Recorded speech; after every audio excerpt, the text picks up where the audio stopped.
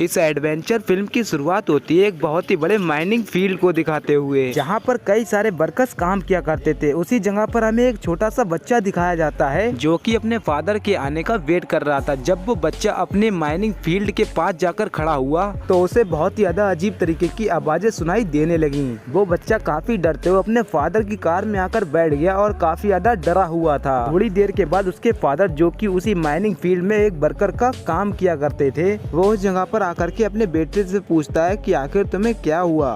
तब जाकर वर्कर्स का बेटा उसे माइनिंग फील्ड के बारे में बताता है कि उसमें से कुछ अजीब तरीके से डरावनी आवाजें आ रही हैं, इसीलिए मैं वहाँ से भागकर डायरेक्टली यहाँ पर आ गया सेफ्टी के लिए।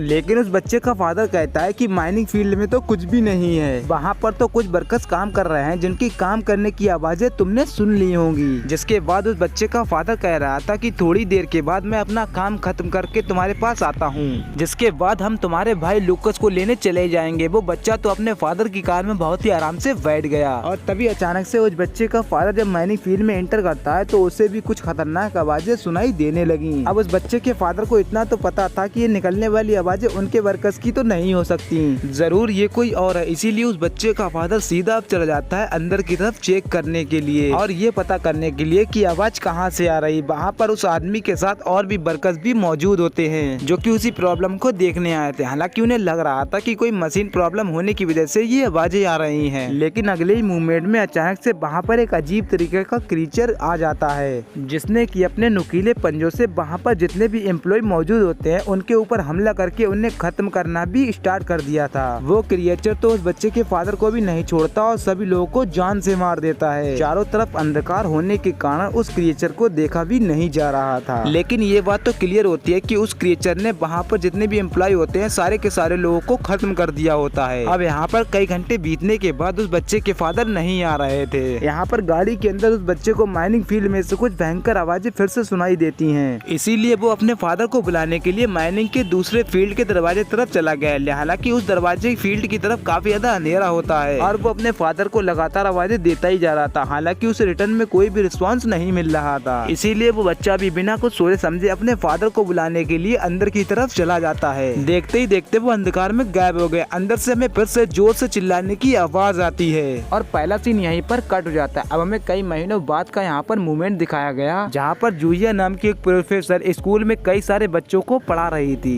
जूलिया ने अपनी एक कहानी सुनाई और वो बच्चों से अलग अलग तरीके की कहानियां सुनना चाह रही थी, इसीलिए वो एक लोकस नाम के लड़के को बोलती है कि तुम एक दूसरी कहानी सुनाओ। लेकिन लोकस काफी ज्यादा डिप्रेशन में होता है, वो तो बिल्कुल ही मना कर देता है और खड़ा ही नहीं होता है। यहाँ हमें पता चला कि माइनिंग फील्ड में मौजूद वो वर्कस लोकस का फादर है, यानी कि इसका मतलब ये हुआ कि लोकस और वो छोटा सा बच्चा भाई हैं। हमें पता चलता है कि क्लास खत्म होने के बाद कई सारे बच्चे लोकस को हमेशा परेशान किया करते थे, लेकिन लोकस अपने दिमाग को एकदम से शांत रखता और वो अपने काम से काम रखता था। वो क्लास खत्म होने के बाद सीधा एक माइनिंग एरिया में चला जाता है। तभी अचानक से लूकस ने नदी के किनारे एक अजीब तरीके का जानवर भी देखा। वो तुरंत ही वहाँ पर पत्थर को उठाकर उस जानवर के ऊपर हमला करता है, उसे जान से भी मार देता है। फिर लूकस उस जानवर की डेड बॉडी को लेकर अपने घर की तरफ जाने लगा, जैसे कि ऐसा लग रहा था कि लूकस के पास खाने के लिए कुछ मौजूद ही नहीं है और वो इन सभी जानवरों को खा करके अपना पेट भरता है। लेकिन यहाँ पर लूकस जैसे ही अपने घर में इंटर हुआ तो एक कमरे में से कई खतरनाक आवाजें आ रही थी, जैसे कि कोई दरवाजे को पटक रहा है। आखिर लूकस के घर में क्या चीजें मौजूद थी ये तो हमें कुछ समय के बाद पता चली जाएगा। अब हमें जूलिया दिखाई जाती है जो कि अपने घर में मौजूद थी। जूलिया का एक भाई भी होता है जिसका नाम पोल था, लेकिन जूलिया एक फोटो फ्रेम में अपने सारे मेंबर्स के फोटो देख रही होती है और एकदम से उदास हो जाती है, जिससे कि हमें पता चला कि इससे पहले जूलिया की फैमिली में कई सारे मेंबर थे, लेकिन किसी अनजान एक्सीडेंट होने के कारण अभी सिर्फ उसका एक भाई बच गया है। वहीं दूसरी तरफ लूकस भी अपनी फैमिली की फोटोज को देखकर काफी ज्यादा उदास था। उसकी मन में बातें भी थी लेकिन वो किसी को कुछ बता नहीं सकता था। तभी अचानक से लूकस देखता है कि फिर से उसी दरवाजे के पीछे कुछ खतरनाक आवाजें आने लगती हैं और कोई तो है जो जबरदस्ती दरवाजे को ओपन करने की कोशिश कर रहा था। लूकस इन सारी बातों को समझ पाता है, उससे पहले वो सीन वहीं पर ब्लैंक हो जाता है। अब हमें यहाँ पर स्कूल में वही जूलिया दिखाई जाती है जो कि इस बार लूकस को उठाकर पूछने लगती है कि मुझे तुम अपनी लाइफ की की कुछ कहानी सुनाओ, चाहे वो कहानी कैसी भी हो लेकिन तुम्हें सुनानी जरूर पड़ेगी। इतना ज्यादा फोर्स करने के बाद लूकस खड़ा हो जाता है और अपने लाइफ से रिलेटेड एक कहानी भी सुना देता है। उसने तो वो कहानी के पिक्चर ड्राइंग करके भी रखे थे। लूकस कहने लगा कि एक जंगल के अंदर 3 भालू रहा करते थे। वो तीनों भालू काफी अच्छी फैमिली भी होते हैं और अपनी लाइफ काफी अच्छी तरीके से काट रहे थे, लेकिन एक समय ऐसा आया कि उनमें से 2 खतरनाक भालू बन गए और उनके ऊपर असर होने के कारण उनका बिहेवियर काफी ज्यादा एग्रेसिव हो गया। वो जिन भी इंसान को देखते उन्हें पकड़कर मारने लगते और उन्हें खाने भी लगते थे। जूलिया भी इसकी कहानी सुनती है तो एकदम से वो काफी चौंक गई थी। जूलिया इसकी कहानी पर ज्यादा ध्यान नहीं देती और लूकस को अपनी सीट पर बैठा देती है। कहीं न कहीं लूकस की ये कहानी उसकी लाइफ से ये रिलेटेड होती है और अब वो कैसे है ये तो हमें थोड़ी देर के बाद पता चल ही जाएगा। क्लास खत्म होने के बाद हमें फिर से दिखाया गया कि लूकस को कई सारे बदमाश बच्चे परेशान कर रहे हैं, लेकिन इस बार वो उसे सिर्फ टॉर्चर नहीं करते बल्कि काफी ज्यादा मारते भी हैं। लूकस के शरीर पर काफी ज्यादा निशान भी आ चुके थे, लेकिन अच्छी बात तो ये होती है कि जूलिया वहाँ पर आ गई थी और उस बदमाश बच्चों को सजा दे करके लूकस को बचा लेती है। लूकस को जल्द से जल्द ट्रीटमेंट के लिए मेडिकल डॉक्टर के पास लेकर आया गया। उसकी पूरी बॉडी पर काफी ज्यादा निशान थे जो कि उन्हीं बदमाश बच्चों ने दिए होते हैं। लूकस का अच्छा तरीके से ध्यान रखने जाने लगा और उसका अच्छा ट्रीटमेंट भी किया जाने लगा, लेकिन जूलिया को लूकस की फिक्र होने लगी थी, इसीलिए वो उसके पेरेंट्स को अब कॉल करती है जिससे कि जूलिया स्कूल में हुए सारे एक्सीडेंट के बारे में उन्हें बता दे और लूकस के पेरेंट्स उसी हिसाब से उसका अच्छा एक्शन भी ले लें। लेकिन लूकस की फैमिली को कॉल लगाने पर कोई भी उसकी कॉल को पिक नहीं करता। इस वजह से जूलिया ने भी ट्राई करना बंद कर दिया था। हमें लूकस के घर पर दिखाया जाता है जहाँ पर काफी अजीब तरीके की आवाजें आ रही थी और कमरे के अंदर से एक बहुत ही भयानक कीचड़ बाहर आने की कोशिश भी करता है। उस कीचड़ का पूरा शरीर काफी अजीब तरीके का बन गया था और उसके ऊपर की स्किन पूरी तरीके से जल चुकी होती है, पर आखिरकार ऐसा कीचड़ लूकस के घर में आखिर क्या कर रहा है। अब हमें यहाँ पर जूलिया दिखाई गई जो कि अपने लेक्चर को खत्म करके बाहर निकल रही होती है। तभी जूलिया की नजर लूकस के ऊपर चली जाती है जो कि आइसक्रीम शॉप पर उसी को देख रहा था। ऐसा लग रहा होता है कि लूकस के पास पैसे नहीं है आइसक्रीम खाने के लिए, इसीलिए जूलिया उसे बुलाती है और उसे आइसक्रीम खिलाने के लिए अंदर लेकर चली जाती है।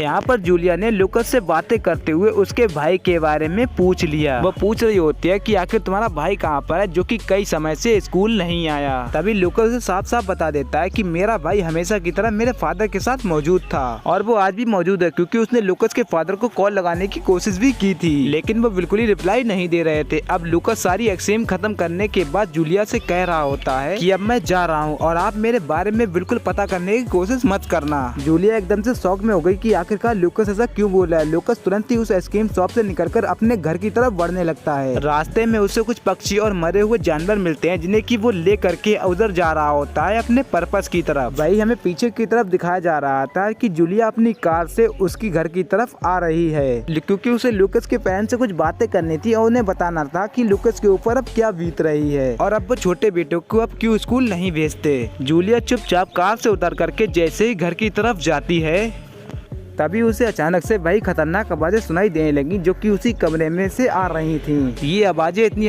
डरावनी होती हैं कि जूलिया पूरी तरीके से शौक में पड़ गई थी। वो जल्द से जल्द उस घर से निकल जाती है और कार में बैठकर अपने वापस घर पर चली जाती है, क्योंकि उसे पहली बार काफी डर का एहसास हो रहा। जूलिया जब घर पर आती है तो वो लूकस द्वारा की गई एक ड्राइंग को देख लेती है। उस ड्राइंग के अंदर एक खतरनाक कीचड़ के बारे में बताया गया था जो कि इंसानों को कच्चा खाता था। जूलिया और अच्छे तरीके से देखती, बट उससे पहले उसका भाई वहाँ पर पोल आता है जिससे कि वो काफी डर गई थी। वो तो जूलिया को डर के लिए इनवाइट करने के लिए आया था। अब हमें यहाँ पर घर में लूकस दिखाया गया जो घर पहुँचने के बाद उन्हीं सारे मरे हुए जानवरों के टुकड़े कर रहा था और वो सारे टुकड़ों को लेकर के अंधेरे वाले एक कमरे में लेकर जा रहा था। दरअसल लूकस उसी कमरे में जा रहा था जहाँ पर वो काफी खतरनाक आवाजें आ रही थी। अब वो लूकस जो कि जानवर के छोटे छोटे पीस को प्लेट में रख करके उन्हें लेकर के सीधा कमरे के अंदर चला जाता है और उन्हें नीचे रख देता है। यहाँ पर हमें खतरनाक चीज दिखाई गई जो कि अंधकार में से निकल रही थी। ये वही खतरनाक कीचड़ होता है जो और कोई नहीं बल्कि लूकस के फादर होते हैं। लूकस के फादर जो कि मांस के टुकड़े होते हैं वो उन्हें वहाँ पर रखकर उन्हें खाने लगते हैं। उनकी हालत नहीं ज्यादा खराब हो चुकी थी, वो किसी भी तरीके से इंसान तो लगते ही नहीं थे। लेकिन शॉकिंग बात तो ये होती है कि वो लूकस को किसी भी तरीके का नुकसान नहीं पहुँचा रहे थे। लूकस तो उसके सामने खड़ा होता है, शॉकिंग में उसे देख रहा होता है, बहुत ज्यादा डर भी रहा होता है। लेकिन थोड़ी देर में वहाँ पर एक और छोटा सा क्रिएचर आता है जो कि लोकेश का भाई होता है, यानी कि वो भी एक इंसिडेंट के बाद एक कीचड़ में कन्वर्ट हो गया है। उन दोनों की सोचने की क्षमता एकदम से मैच नहीं हो रही और वो जानवर जैसा बिहेव कर रहे थे जैसे कि वो कोई इंसान है ही नहीं। लोकेश के फादर और उसका छोटा भाई मिल करके उन मांस के टुकड़ों को अभी खाने लगते हैं और बिल्कुल ही उसे पहचान ही नहीं रहे होते हैं। तब जाकर हमें ये रियलाइज हुआ कि ये माइन एक्सीडेंट के बारे में जो हुआ था और वो खतरनाक कीचड़ जिसने की उनके ऊपर हमला किया था, तो लोकेश का छोटा भाई और उसके फादर इस केस में फंस गए थे। तो इसी के साथ इस फिल्म का यहीं पे एंड होता है। तो उम्मीद करता हूँ दोस्तों आपको हमारी ये वीडियो पसंद आई हो। अगर पसंद आई हो तो इस वीडियो को लाइक करके हमारे चैनल पे नए हैं तो चैनल को भी सब्सक्राइब कर लें।